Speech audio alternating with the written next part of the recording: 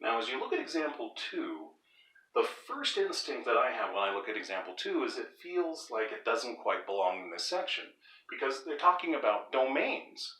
But once we think about all of our domain ideas and connect some old ideas to a problem like this one, we'll see that in fact this is exactly where this problem should be.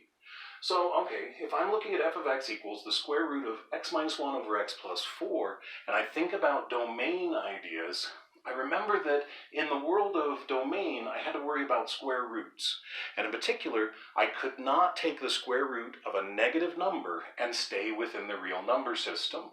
So when we did problems involving square roots earlier in the course, anytime it was a domain problem, we came in and set the radicand, the stuff under the radical, greater than or equal to 0. Well, we're going to do exactly the same thing here. So our radicand is x minus 1 divided by x plus 4. And once again, I want that to be greater than or equal to 0. The greater than is saying that we are interested in positive values, because I can take the square root of positive values. The equal to 0 is saying that I can take the square root of 0 as well. The only numbers that I can't take the square root of and stay within the real number system would be negative numbers. So that's why I'm not going to include those values that would make this less than 0. So now that I have written this, guess what? We are now looking at a rational inequality. So how do we solve rational inequalities? We use sign charts. So let's create our sign chart and see what we can see. Interesting x values, we're going to have a 1, and we're also going to have a negative 4.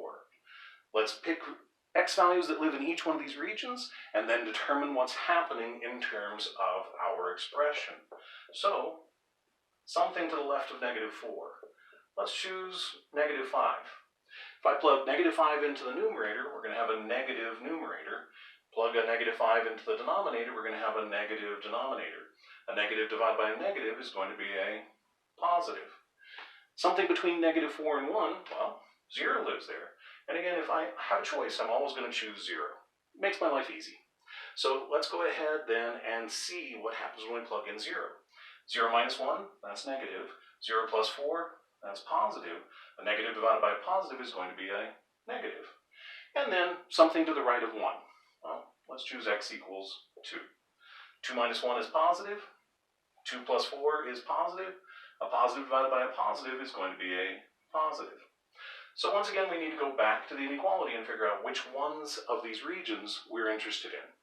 Greater than 0, once again, is talking about the positives. So here's a region that's positive.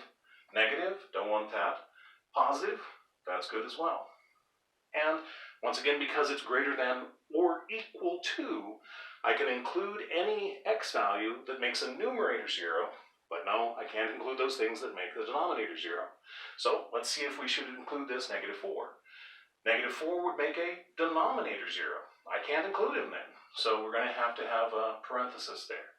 1 is going to make a numerator 0. I can deal with that. So 0 divided by something is going to be 0 in this case, and that's going to be acceptable. So I'll put a square bracket here to demonstrate the fact that I'm going to include that. So now let's use our graph to write down our answer. So, interval notation, we're going forever to the left. So we're going to have negative infinity, and then we can keep on going until we hit negative 4. But we can't include that negative 4, so we'll put a parenthesis. And then, once again, we have a separate chunk, so we'll have a union symbol. And then we start up again over here at 1, and we will include that 1. So we need the square bracket there. And then we go forever to the right, so we're going to have an infinity there. And there's our answer. So it's going to be negative infinity, comma, negative 4, with a parenthesis, union, square bracket 1, comma, infinity. At this point, you're ready to go ahead and do the MyLab Math homework associated with section 5.4.